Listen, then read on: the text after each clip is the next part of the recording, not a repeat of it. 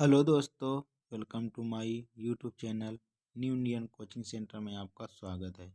इस स्लाइड में देखेंगे मुगल वंश, मुगल साम्राज्य।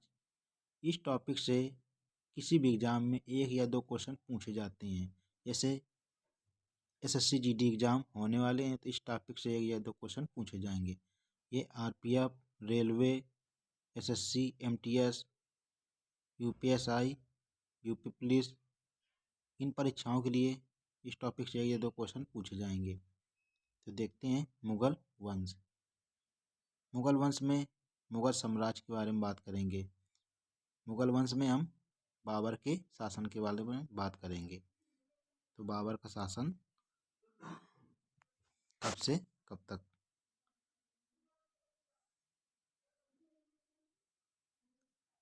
देखते हैं मुगल साम्राज्य। ये इमेज देख रहे हैं किसकी है? ये बाबर की। तो देखते हैं मुगल साम्राज्य। मुगल साम्राज्य में देखेंगे बाबर के शासनकाल के बारे में। बाबर का शासनकाल कब से कब तक था? ये 1526 से 1530 तक बाबर का शासनकाल रहा। देखते हैं मुगल वंश का संस्थापक किसे माना जाता है?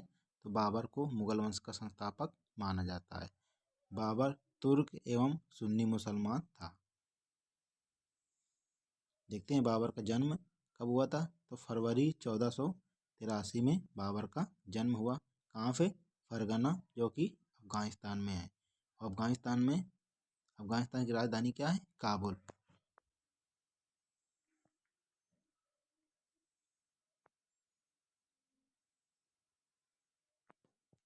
देखते हैं बाबर के पिता का नाम। तो बाबर के पिता का नाम क्या था? उमर शेख मिर्जा बाबर के पिता का नाम था। देखते हैं बाबर फरगना का शासक कब बना? 8 जून 1494 में बाबर फरगना का शासक बना। देखते हैं बाबर के 4 पुत्र कौन कौन से, इनके नाम के बारे में देखेंगे। तो बाबर के 4 पुत्र हुमायूं, कामरान, अस्करी और हिंदार, ये बाबर के 4 पुत्र थे। वेरी इंपॉर्टेंट है हुमायूं।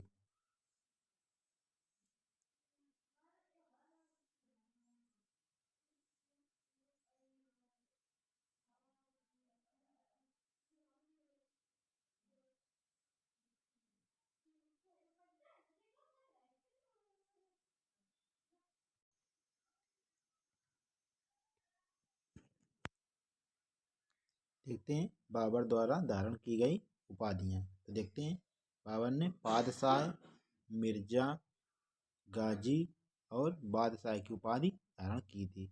बाबर कौन कौन सी उपाधि धारण की थी? बादशाह, मिर्जा, गाजी और बादशाह की उपाधि बाबर ने धारण किया था।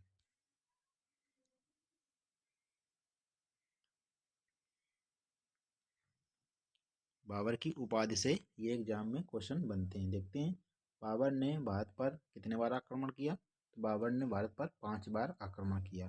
देखते हैं बाबर का भारत के विरुद्ध प्रथम आक्रमण या अभियान कौन सा था? तो 1519 में इन्होंने यूसुफजाई जाति के विरुद्ध ये अभियान चलाया था। तो बाबर ने भारत पर कितने बार आक्रमण किया पूछा जाता है क्वेश्चन में? तो 5 बार। किसके विरुद्ध किया था? तो 1519 में यूसुफजाई जाति के विरुद्ध किया था।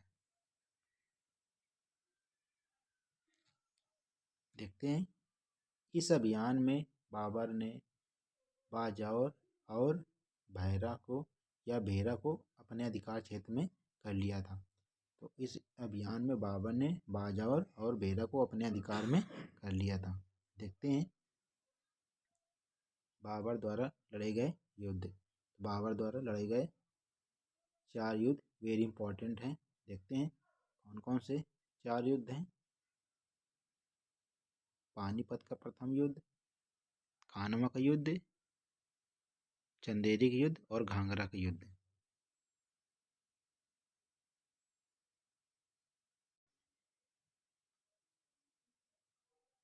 देखते हैं बाबर द्वारा लड़े गए 4 युद्ध। देखते हैं कौन कौन से बाबर द्वारा लड़े गए थे युद्ध। तो पानीपत का प्रथम युद्ध। पानीपत का प्रथम युद्ध यह कब हुआ था पूछा जाता है? डेट पूछी जाती है 21 अप्रैल 1526 को। देखते हैं खानवा का युद्ध कब लड़ा गया। 17 मार्च 1527 को खानवा का युद्ध लड़ा गया था।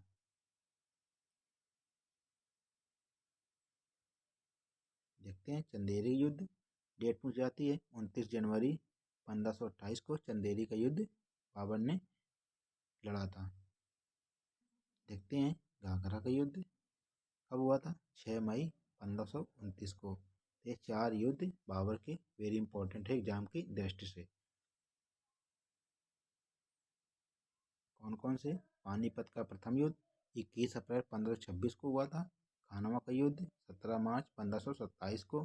चंदेरी का युद्ध 29 जनवरी 1528 को। घाघरा का युद्ध 6 मई 1529 को। वेरी इंपॉर्टेंट एग्जाम की दृष्टि से एसएससी जीडी।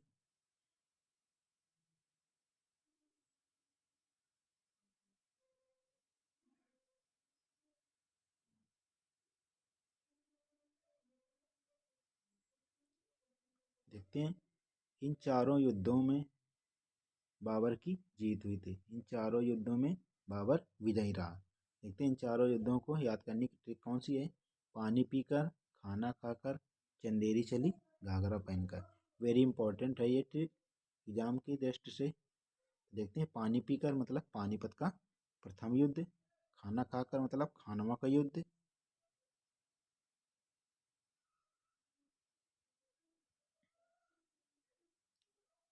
चंदेरी चली, चंदेरी का युद्ध। घाघरा पहन के घाघरा युद्ध। ये हैं पानी पीकर, खाना खाकर, चंदेरी चली, घाघरा पहनकर। ये बाबर द्वारा लड़े गए 4 युद्ध इंपॉर्टेंट है एग्जाम की दृष्टि से।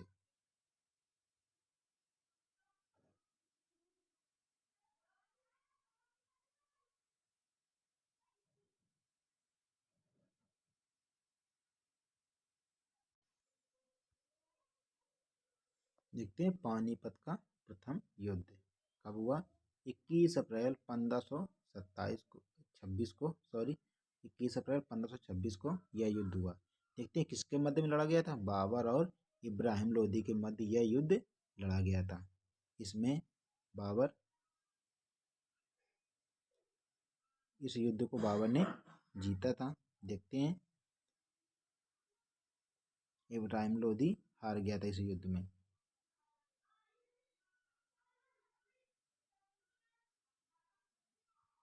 देखते हैं इस युद्ध में बाबर ने पहली बार तुलगमा नीति और तोपखाने का प्रयोग किया था। पूछ जाता है एग्जाम में बाबर ने किस युद्ध में तुलगमा नीति और तोपखाने का प्रयोग किया था। तो बाबर ने पानीपत के प्रथम युद्ध में तुलगमा नीति और तोपखाने का प्रयोग किया था। देखते हैं बाबर के युद्ध में 2 निशानेबाज कौन कौन से थे।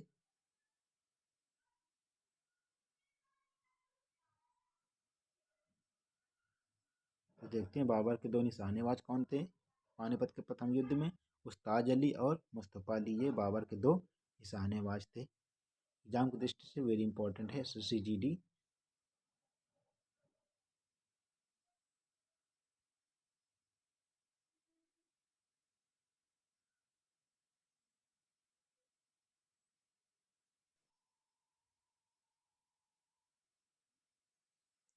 देखते हैं खानवा का युद्ध पूछा जाता है। खानवा का युद्ध कब लड़ा गया था।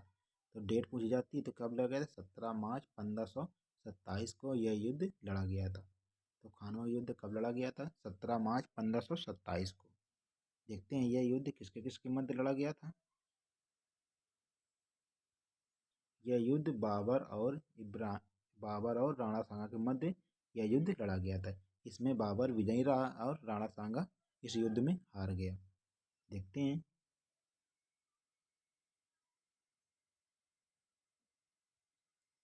बाबर ने इस युद्ध को जीता और राणा सांगा इस युद्ध में हार गया।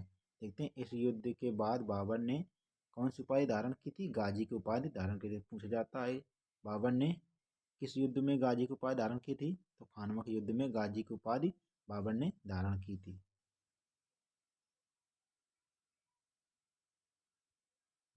देखते हैं बाबर को अपनी उदारता के लिए कालंदर की उपाधि प्राप्त थी। बाबर को अपनी उदारता के लिए कौन सी उपाधि मिली थी? तो कालिंदर की उपाधि बाबर को मिली थी। देखते हैं बाबर ने इस युद्ध में जिहाद का नारा भी दिया था। पूछा जाता है बाबर ने किस युद्ध में जिहाद का नारा दिया था? तो खानवा के युद्ध में बाबर ने जिहाद का नारा दिया था। खानवा का युद्ध कब हुआ था? 17 मार्च 1527 को यह युद्ध हुआ था। बाबर और राणा सांगा के मध्य में यह युद्ध हुआ था।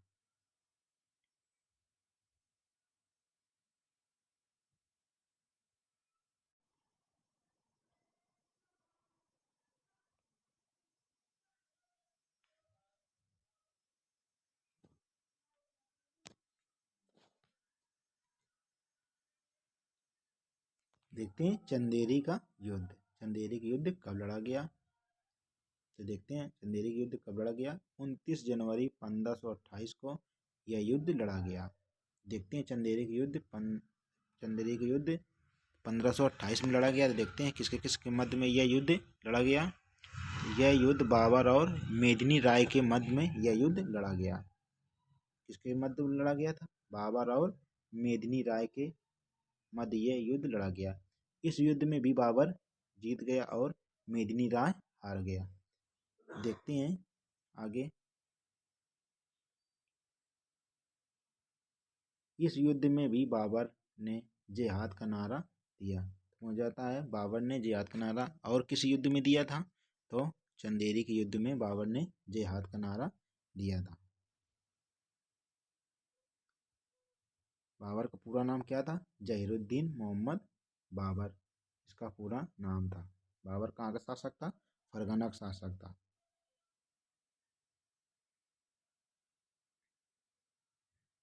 तो चंदेरी का युद्ध कब हुआ था? 29 जनवरी 1528 को यह युद्ध बाबर और मेदिनी राय के मध्य में लड़ा गया। इस युद्ध में भी बाबर जीत गया और मेदिनी राय हार गया। इस युद्ध में बाबर ने जिहाद का नारा दिया था और जिहाद का नारा बाबर ने खानवा के युद्ध में भी दिया था। बाबर का पूरा नाम जहीरुद्दीन मोहम्मद बाबर था।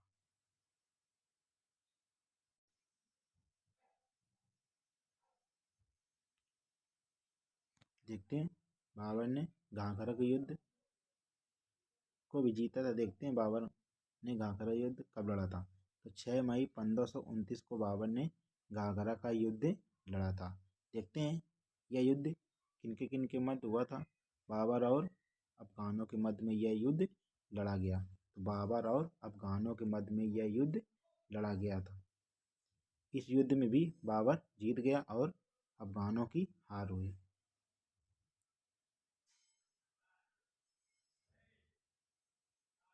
देखते हैं इन चारों युद्धों में बाबर की जीत हुई। नोट देखते हैं बाबर के अनुसार उसको भारत पर आक्रमण करने का निमंत्रण पंजाब के शासक दौलत खां लोधी ने और मेवाड़ के राजा राणा सांगा ने बुलाया था, निमंत्रण दिया था। तो घाघरा युद्ध कब हुआ था? 6 मई 1529 को बाबर और अफगानों के मध्य में। इस युद्ध में बाबर जीत गया और अफगानों की हार हुई। इन चारों युद्धों में पानीपत का प्रथम युद्ध, खानवा का युद्ध और चंदेरी का युद्ध, घाघरा का युद्ध, इन चारों युद्धों को बाबर ने जीता था। तो बाबर के अनुसार उसको भारत पर आक्रमण करने का निमंत्रण पंजाब के शासक दौलता खां लोधी और मेवाड़ के राजा राणा सांगा ने दिया था। तो ये क्वेश्चन पूछ जाते हैं कि बाबर को भारत पर आक्रमण करने का निमंत्रण किसने दिया था? तो दौलत खां लोधी और मेवाड़ के राजा राणा सांगा ने इन्हें निमंत्रण दिया था।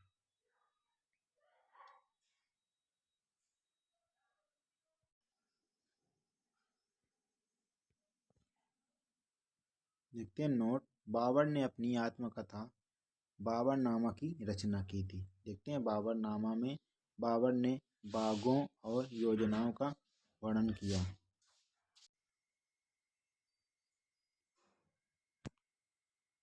देखते हैं बाबरनामा का फारसी अनुवाद क्या है? तुजुके बावरी। यह तुर्की भाषा में है।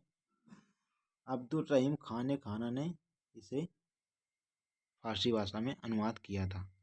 तो पूछा जाता है बाबर की रचना तुजुके बावरी किस भाषा में है? तो तुर्की भाषा में। अब्दुल रहीम खान खान ने इसे फारसी में अनुवाद किया था।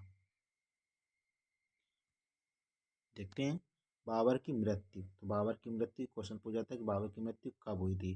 तो 26 दिसंबर 1530 को 48 वर्ष की आयु में काबुल में हो गई थी। तो बाबर की मृत्यु कब हुई थी। तो 26 दिसंबर 1530 को 48 वर्ष की आयु में बाबर की काबुल में मृत्यु हो गई थी।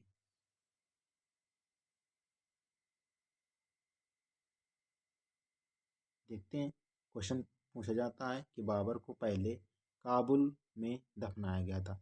बाबर को पहले कहाँ दफनाया गया था। काबुल में। बाद में बाबर के शव को आगरा के आराम बाग में दफनाया गया।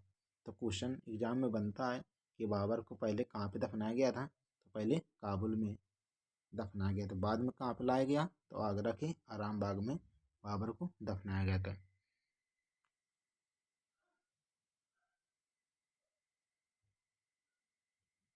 तो SSC GD एग्जाम के लिए वेरी इंपॉर्टेंट।